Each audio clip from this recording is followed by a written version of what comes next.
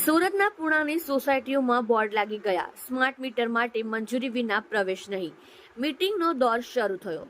સોમવારે રહીશો ડીજીવીસીએલમાં વાંધા અરજી કરશે. સ્માર્ટ વીજ મીટરના વિરોધ વચ્ચે કોંગ્રેસે પુણા વિસ્તારમાંથી જન આંદોલનનો આરંભ કર્યો છે. વિવિધ સોસાયટીઓમાં મીટિંગો કરી ગ્રાહકોને પડતી મુશ્કેલીઓ અંગે ચર્ચા કરાઈ હતી. હાલમાં ઘણી સોસાયટીઓમાં બોર્ડ લગાવી દેવાયા છે કે સ્માર્ટ મીટર માટે મંજૂરી વિના પ્રવેશ અપાશે નહીં.